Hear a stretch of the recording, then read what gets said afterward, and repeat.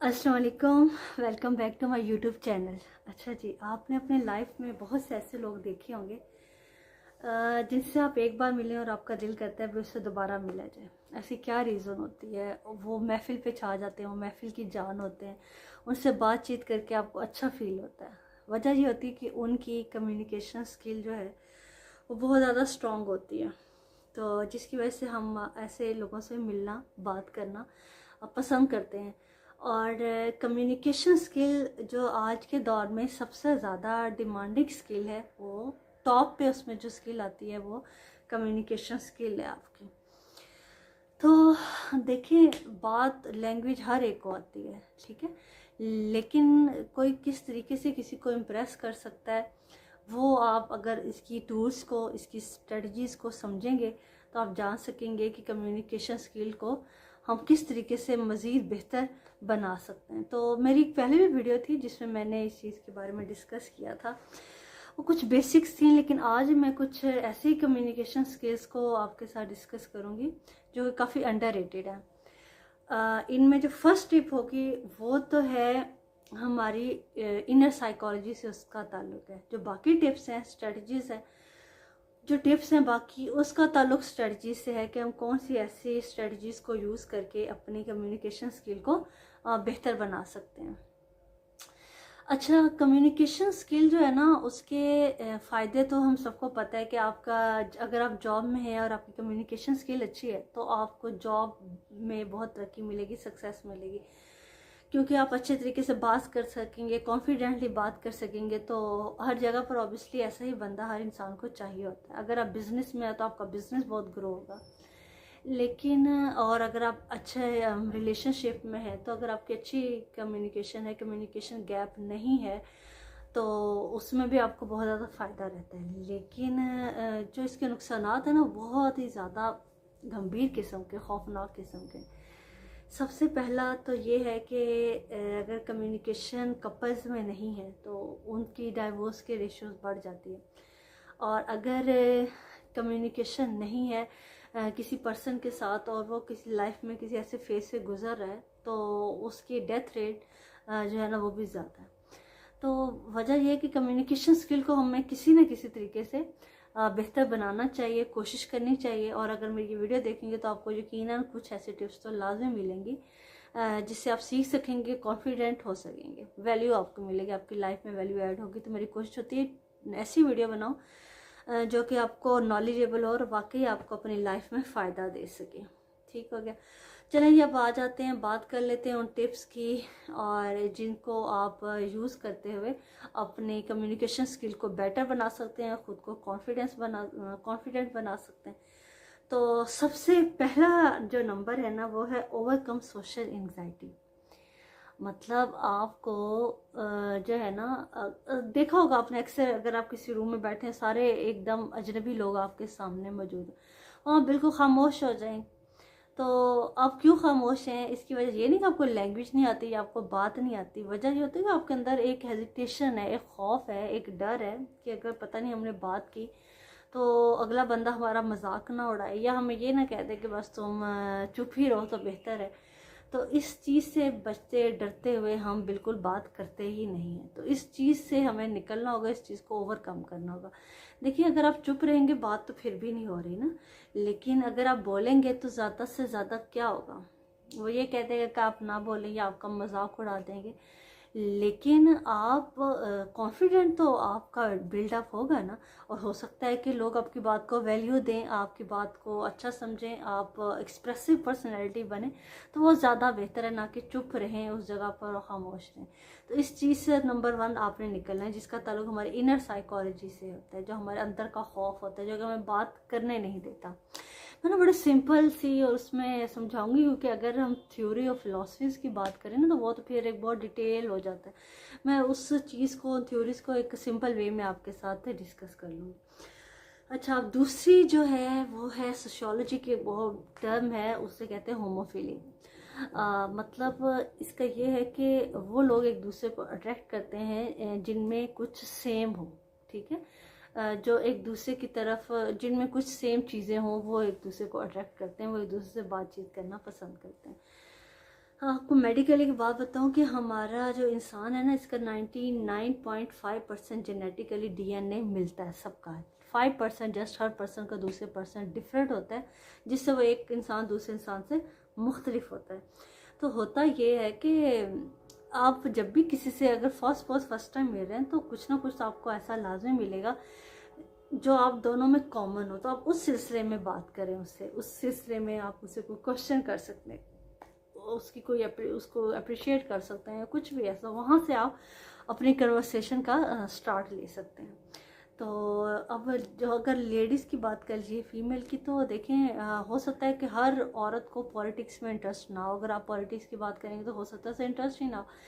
लेकिन अगर आप फैशन की, डिज़ाइनिंग की या ड्रेसेस की कोई ऐसी बात करें, तो जिसका बहुत ज़्यादा इंटरेस्ट नहीं भी होगा तो थोड़ा बहुत तो लाजमी होगा, वो शो करेगा। तो इस तरह आप अपनी कम्युनिकेशन को जो है ना वो बेटर बना सकते हैं और उससे बातचीत का आगाज़ कर सकते हैं। एटलीस्ट आपके पास एक पॉइंट है, एक कोई ऐसी चीज़ है जो आप दोनों में सिमिलर है और आप उसको लेकर डिस्कशन कर सकते हैं। तो ये होता है। और मर्दों में ज़्यादातर जो लड़के या मर्द होते हैं उनको टेक्नोलॉजी में इंटरेस्ट होता है या पॉलिटिक्स में होता है, तो वो ज़्यादातर इस टॉपिक को लेकर बात करते हैं। तो ऑब्वियसली उनकी कन्वर्सेशन बेहतर हो सकती है। अच्छा जी, और अगर फीमेल्स की बात करें, लाइक जो मदर्स हैं, तो वो बच्चों के हवाले से डिस्कस कर सकती हैं, बच्चों के प्रॉब्लम्स क्या होते हैं डिफरेंट किस्म के।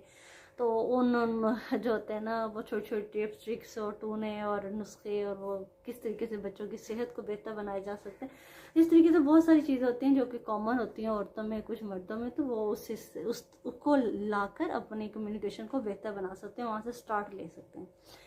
अच्छा जी, अब ये चीज़ हो गई।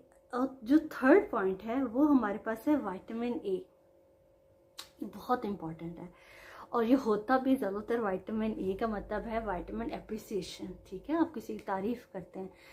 तो ये औरतों में तो 44% है और मर्दों में जस्ट 22% है। ठीक है, तो हम तो औरतें हैं और इस चीज़ को हम समझ सकते हैं कि इस चीज़ की कितनी वैल्यू है। अगर आप किसी को अच्छा कम्प्लीमेंट करते हैं, देते हैं, उसको अच्छे व्यूज़ देते हैं, उसकी तारीफ़ करते हैं, उसको अप्रिशिएट करते हैं, तो इससे देखिए, हाँ, हर इंसान कौन है जिसको अपने बारे में अच्छा सुनना पसंद नहीं, हर एक को पसंद होता है। ठीक है, लेकिन कोशिश करें कि रियलिस्टिक हो, ये ना हो कि वो बिल्कुल ही आप ऑपोजिट हट के अगले बंदे को भी यकीन है कि ऐसा तो हो ही नहीं सकता जो मेरे बारे में ये बात कर रहा है। तो ऐसी चीज़ की तारीफ़ करें, उससे मिलते ही उसके शूज़ की तारीफ़ कर सकते हैं, उसके ड्रेस की, उसकी फ़ैशन सेंस की, उसके अगर घर गए तो उसकी इंटीरियर डिज़ाइनिंग की बात कर सकते हैं, उसकी किसी भी ऐसी चीज़ आपको अट्रैक्ट किया, आप फ़ौरन से उसकी तारीफ़ करें तो उसको अच्छा लगेगा। इस तरीके से आपकी कन्वर्सेशन और उसके बारे में मज़ीद डिटेल ले सकते हैं। वो आपको बहुत खुश होकर, अगर आप किसी की तारीफ़ करेंगे उस चीज़ की, उसकी किसी फ़ैशन सेंस की, या उसकी अपनी ब्यूटी की, या उसके अपने स्टाइल की, तो वो बहुत खुश होकर आपको उसके बारे में डिटेल देगा। तो इस तरीके से आपकी कम्युनिकेशन बहुत बेटर हो जाती है और आप अच्छे तरीके से और नॉलेजेबल भी होती हैं। और इस तरीके से अगले बंदे को भी खुशी मिलती है आपसे बात करने से, और आपको नॉलेज मिल जाएगा। तो ये टिप होगी। अच्छा जी, अब आ जाते हैं नंबर 4 पे। नंबर 4 पे जो है वो इसी से आप रिलेट कर सकते हैं। ओपिनियन किसी की लेना और उसको सुनना और उसको वैल्यू देना। और देखिए, अगर और उसको ओपिनियन को रिस्पेक्ट देना। मैंने ना कुछ अर्सा पहले न्यूज़ देखी, तो पार्लियामेंट में बड़ी लड़ाई हो रही है और कोई एक दूसरे की बात नहीं सुन रहा, पॉलिटिक्स, और फाड़े जा रहे हैं कागज़ और फेंके जा रहे हैं। देखिए, ये तो बहुत ही गलत बात है। हम चीज़ें जो पढ़ते आ रहे हैं, करते आ रहे हैं, बताते आ रहे हैं, वही जाके जब प्रैक्टिकली हम उसको एग्जीक्यूट नहीं करते, इम्प्लीमेंट नहीं करते अपनी लाइफ में, तो बहुत ही अजीब लगता है। ओपिनियन देखिए, हर बंदे की डिफरेंट हो सकती है, हर एक के बंदे की अपनी ओपिनियन होती है। आप अच्छी कम्युनिकेशन आपकी तब है अगर आप उसको ओपिनियन को सुने, ये नहीं कि उसको रिप्लाई करने के लिए, बल्कि आप सुनने के लिए उसको सुने, उसको एंजॉय करें, उसको ओपिनियन को इस तरीके से सुने कि आप अपनी बॉडी लैंग्वेज से, आप अपने आई कांटेक्ट से लगे कि आप उसकी बात को सुन रहे हैं, उसकी बात को इम्पोर्टेंस दे रहे हैं और उसको वैल्यू दे रहे हैं, उसके ओपिनियन को रिस्पेक्ट दे रहे हैं।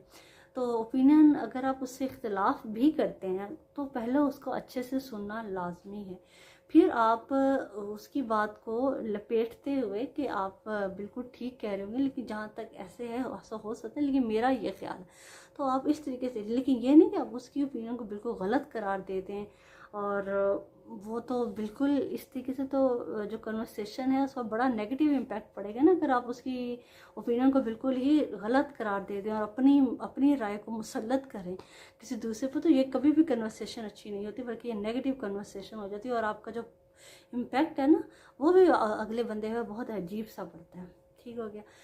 अच्छा जी, नेक्स्ट जो है वो भी बड़ा हमारा इम्पॉर्टेंट पॉइंट है, वो है हमारा, इसी से रिलेट कर लूँगी कि आप जो भी आपकी कन्वर्सेशन हो रही हो किसी से, आप उस वक्त वहाँ पर प्रेजेंट हो, मेंटली भी, फिजिकली तो आप होते हैं लेकिन मेंटली भी कोशिश करें कोई इंटरेक्शन और ना हो, जैसे मोबाइल फ़ोन की होगी, कॉल की हो गई। आपने देखा होगा, बल्कि हम इस चीज़ को एग्जामिन करते हैं अपनी लाइफ में कि हम एक बंदे से बात कर रहे हैं तो अगला बंदा अगर खाना कहीं डिनर इकट्ठा कर रहे हैं फैमिलीज कुछ, तो एक बंदा फ़ौरन से कॉल सुनने लग जाए, आप उससे बात कर रहे हैं, फिर उसके बाद वो मज़ीद आपको फोकस ना करे, आपकी बात को तवज्जो से ना सुने, आप इंटरेस्ट ही शो ना करें, तो आप उससे दोबारा नेक्स्ट टाइम आप इतने डिवोटेड हो गए, देखें उससे बात कर रहे हैं, अपनी कहानी सुना रहे हैं, अपनी कोई बात कर रहे हैं, अपना कोई भी इशू डिस्कस कर रहे हैं, और वो जो नेक्स्ट बंदा है वो आपकी बात को सुन ही नहीं रहा, तवज्जो नहीं दे रहा, तो आप उससे बात करना नेक्स्ट टाइम पसंद ही नहीं करेंगे। ये हकीकत है। तो अगर हम किसी को इग्नोर करेंगे तो उसे ऑटोमेटिकली पता चल जाता है, तो आपकी कम्युनिकेशन अच्छी नहीं होती है। ऐसे आप फुल अटेंशन दें उस बंदे को, उसकी वैल्यू दें और कोशिश करें कोई और इंटरेक्शन उस टाइम में ना हो आप, ताकि उसकी बात को सुने समझें और उसको अच्छा सा रिस्पॉन्स दे सकें। अच्छा जी, अब हमारे पास जो लास्ट पॉइंट है वो भी बहुत ज़्यादा इंटरेस्टिंग है। उसमें ये होता है कि आप थोड़ी सी जो है ना वो पर्सनलाइज हो। पर्सनलाइज का मतलब ये कि आप थोड़ी सी ना अगले बंदे की डिटेल्स जो आपके साथ एक बार मिलता है उसकी डिटेल्स को थोड़ा याद रखने की कोशिश करें। डिटेल्स ना, नाम, और नाम तो उसका आपको पता होना चाहिए ताकि आप जब दोबारा मिलो तो आप उसको उसके नाम से पुकारो। इंसान की साइकोलॉजी है कि उसको अपना नाम सुनना भी बहुत ज़्यादा पसंद है, और अगर किसी को एक या दो बार आप मिले हैं अच्छे से कहीं भी गैदरिंग में और उसके बाद आप उसको दोबारा मिलें, आपने उसका नाम याद रखा, उससे आप थोड़ी बहुत कन्वर्सेशन हुई होगी बच्चों के बारे में, फैमिली के बारे में, हस्बैंड का नेम क्या, ये वो क्या, जब हम नेक्स्ट टाइम मिलोगे तो आप उनके बारे में पूछ सकते हैं कि आपके बच्चे कैसे हैं, आपकी बेटी की स्टडीज़ कैसी जा रही है, वो क्या कर रही है आजकल। आप अपने उसके हस्बैंड का पूछ सकते हैं कि उनकी जॉब थी कैसी जा रही है, वो कहाँ पर होते हैं। इस तरीके से मतलब आप डिटेल थोड़ी सी उस बंदे की रखते हैं, उसको याद रखते हैं। ये बहुत अच्छी आदत होती है। अगर ऐसा हो कि आप किसी पर्सन से एक बार मिलें और अगली बार आपको उसका नाम भी नहीं याद, ठीक है, और आप उसे मिले और आप फिर बड़े परेशान है कि अब मुझे तो इसका नाम भी याद, तो आप उसे मिलेंगे उसका नाम भी याद नहीं होगा तो उसको अच्छा नहीं लगेगा ऑटोमेटिकली, तो वो भी आपको याद नहीं रखेगा और उस पर अच्छा इम्पैक्ट नहीं पड़ेगा। देखिए, अगला बंदे को खुश रखना कन्वर्सेशन में उसको सुनना, ये सब चीज़ें, उसका नाम का पता होना, उसकी थोड़ी बहुत डिटेल का पता होना, अगर एक बार मिल चुके हैं तो ऑब्वियसली उसकी डिटेल पता होगी, तो उससे आप नेक्स्ट कन्वर्सेशन को स्टार्ट कर सकते हैं। ये मुझे टॉपिक इतना इम्पॉर्टेंट लगा और मैंने बहुत देखा कि बहुत से लोग बहुत वेल एजुकेटेड होते हैं, अच्छी फैमिली से बिलोंग करते हैं, लेकिन उनकी कम्युनिकेशन का बड़ा प्रॉब्लम होता है। तो मुझे लगा कि मेरी पहली भी एक वीडियो है, मैं उसका लिंक डिस्क्रिप्शन में दे दूँगी, तो इसको मैं थोड़ा सा मज़ीद टच करूँ, जो कि हमारी अंडररेटेड कम्युनिकेशन स्किल्स हैं, कुछ टूल्स हैं, कुछ स्ट्रेटजीज़ हैं, मैं उनको डिस्कस करूँ आप लोगों के साथ, ताकि आप अपनी कम्युनिकेशन को बेहतर बना सकें। जिसने मेरी ये वीडियो देखी है, अगर इसको पसंद है तो वो लाइक करें, मेरे चैनल को सब्सक्राइब करें। मुझे उम्मीद है कि आपको इन टिप्स से कुछ ना कुछ हेल्प ज़रूर मिलेगी और आप मज़ीद अपनी लाइफ को कॉन्फिडेंटली जी सकेंगे और तरक्की कर सकेंगे। और मुझे आप कमेंट्स में बता सकते हैं कि मज़ीद मैं किस तरह की वीडियोस बनाऊं जो कि आप लोगों के लिए यूज़फुल हों, कौन से ऐसे टॉपिक हैं जो कि जिन पे वीडियो बनाए और आप लोगों की लाइफ में वैल्यू ऐड हो सके। तो इंशाल्लाह मुझे बताइएगा और नेक्स्ट किसी ऐसे ही अच्छे से टॉपिक के साथ मैं आपसे मिलूँगी। अपना ख्याल रखिएगा। अल्लाह हाफ़िज़।